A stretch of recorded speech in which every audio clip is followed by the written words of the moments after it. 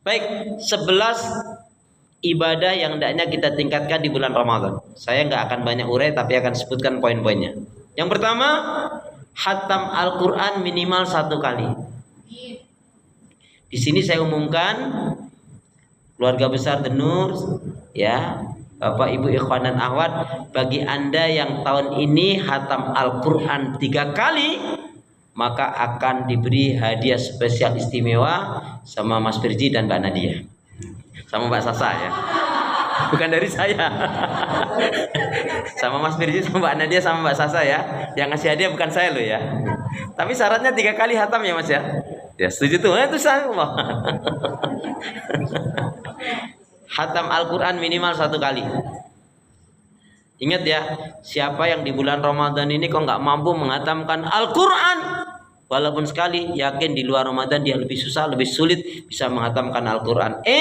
Jangan-jangan dia belum pernah menghatamkan Al-Quran. Ya. Deal ya? Deal? Nggak janji, Masya Allah, ini nggak serius ini kalau nggak janji ini. Ya. Dicoba sekali. Kalau sekali nggak bisa, dicoba 2 kali deh. Itu yang pertama, khatam Quran minimal 1 kali. Yang kedua, sholat tarawih. Sholat tarawih nggak mesti di masjid. Ya, mungkin antum pulang malam ya sudah, sebelum tidur ambil dulu 4 rakaat, nanti sambung lagi, atau sebelum sahur. Tadi semua pahala kebaikannya dilipat-lipat gandakan pahalanya oleh Allah. Yang kedua, sholat tarawih. Yang ketiga, memberi makan orang yang berbuka, orang yang berpuasa untuk berbuka. Pahalanya Masya Allah. Siapa yang dia memberi makanan berbuka untuk orang yang berpuasa, dia mendapatkan pahala seperti orang yang berpuasa itu tanpa mengurangi pahalanya. Tapi jangan terus gini, kalau gitu aku ngasih buka aja lah, nggak usah puasa, nggak boleh begitu juga. Tetap harus puasa juga, ya. Nggak boleh, tetap puasa. Jadi yang ketiga, entah mau roti, mau kue, mau kurma, mau kolak, mau nasi bungkus, nasi nggak bungkus, nasi padang, nasi nggak padang, gorengan boleh. Cuman kalau antum ngasih gorengan, jangan yang gorengan 2005. Ya, sekarang sudah 2026 masalahnya. Ya,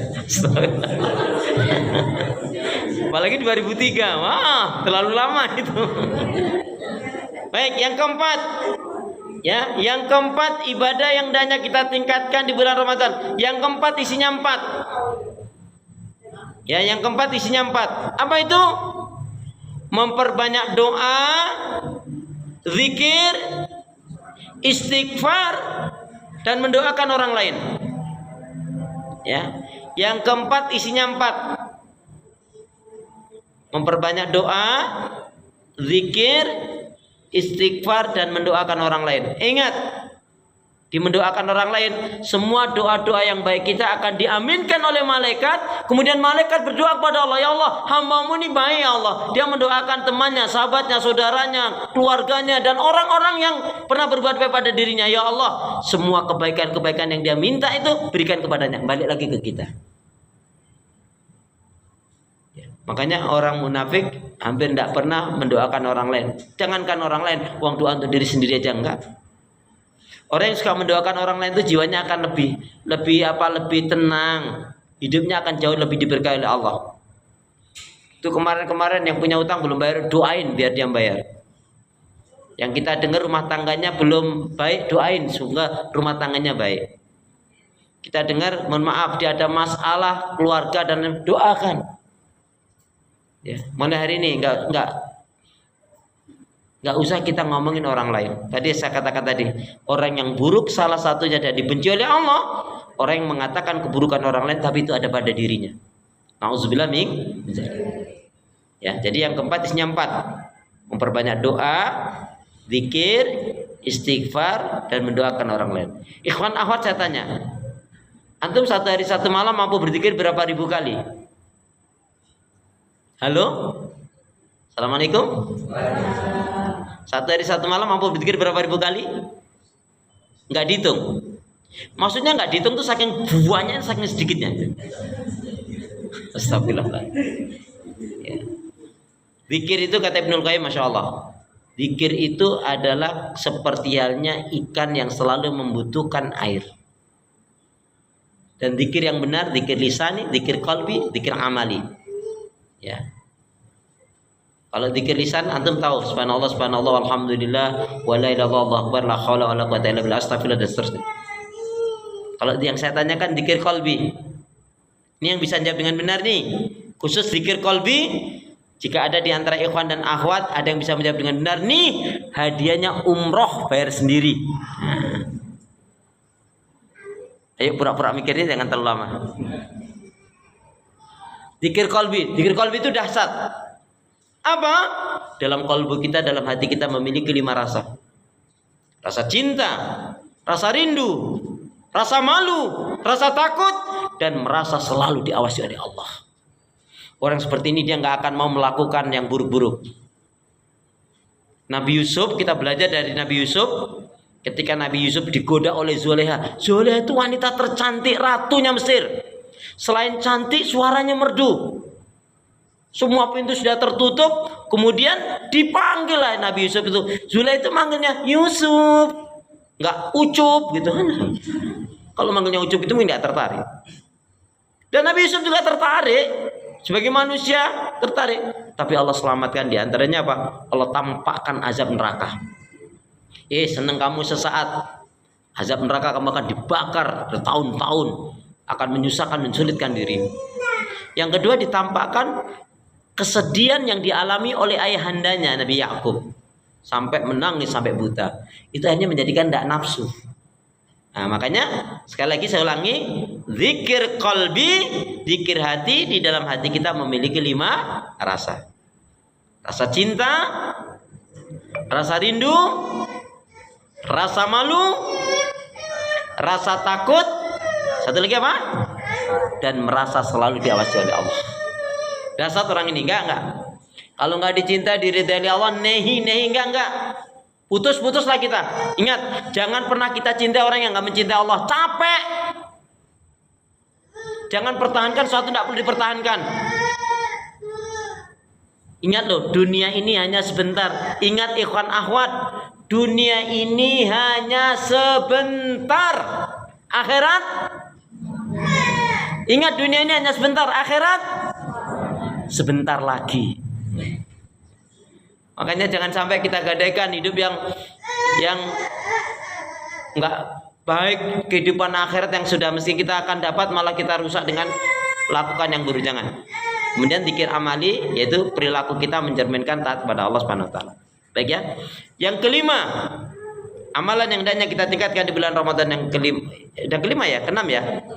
Saya ulangi tadi, yang pertama adalah khatam Quran minimal sekali, sholat tarawih, kemudian memberikan buka orang yang berpuasa, kemudian memperbanyak doa, zikir, istighfar dan mendoakan orang lain, ya. Kemudian yang kelima adalah, ada yang tahu? Yang kelima adalah menambah ilmu, bermajelis ilmu. Ingat, bermajelis ilmu sekali di bulan Ramadan pahalanya lebih besar daripada 11 bulan di luar Ramadan. Jadi kurang tepat kalau majelis-majelis ilmu itu ditutup. Makanya kata Ibnu Abbas, duduk sesaat di majelis ilmu, mengkaji, mempelajari, memahami ayat Allah Subhanahu wa taala, kedudukannya lebih baik ketimbang sholat 1000 rakaat tanpa ilmu.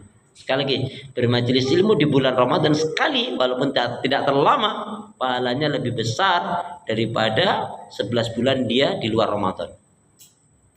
Baik, yang selanjutnya adalah yaitu pertahankan 2 hal ibadah ini, yaitu sholat rawatib dan sholat duha.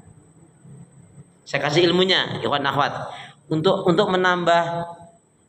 Ikhwan dan akhwat, saya mau tanya, yang antum lebih sering lakukan sholat duha itu yang 2 rakaat atau yang 4 rakaat? Nggak apa-apa, dua-duanya benar.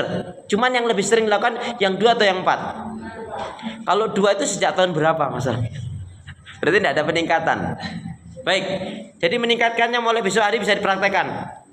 Jadi kalau masih tetap 2, tapi rakaat yang pertama boleh jadi rakaatnya masih 2, tapi di rakaat yang pertama antum baca 7 surat. Rakaat yang kedua 7 surat. Berarti tetap rakaatnya boleh jadi masih 2, tetapi yang dibaca sudah 14 surat. Gimana caranya? Setelah Al-Fatihah An-Nas, bismillah selesai Al-Falaq, bismillah Al-Ikhlas kulhu, bismillah Tabat, bismillah Hidayah, bismillah Al-Kafirun, bismillah Inna Atayna. Itu berapa surat? 7 surat. Nanti rakaat yang kedua dibalik aja dari Inna Atayna ke An-Nas. Kalau enggak ibu-ibu yang biasanya kan punya surat andalan kan? Surat andalan ibu-ibu 3 kan? Kulhu, Inna Atayna dan Wal Asri kan? Itu maksudnya sholatnya biar cepat selesai. Astagfirullahaladzim. 3 surat berarti 6 surat. Harus banyak, harus lebih banyak. Ya, baik saya percepat ya. Jadi jaga sholat rawatib dan sholat duha. Ingat ya, kalau saya tanya apa yang di kuantum pikiran benak antum kalau disebut dengan rawatib apa? Apa itu rawatib? Apa itu rawatib? Halo? Assalamualaikum. Apa itu rawatib? Kalau antum jawab sebelum dan setelah sholat wajib, bukan itu yang saya maksud. Jadi kalau antum ingat rawatib itu ingat sabda Nabi apa? Barang siapa yang maksudnya menjaga 12 rakaat rawatibnya tadi, qobliyah ba'diyahnya apa? Maka di akhirat Allah akan bangunkan rumah atau istana di surga. Amin. Maka jaga betul. Ya, kita ini jangan banyak buang-buang waktu. Ya, rugi kita ini. Karena waktu bagi dalam pandangan Islam waktu adalah kehidupan, kehidupan adalah waktu. Orang yang menyanyiakan waktu berarti menyanyiakan kehidupan. Orang yang menyanyiakan kehidupan berarti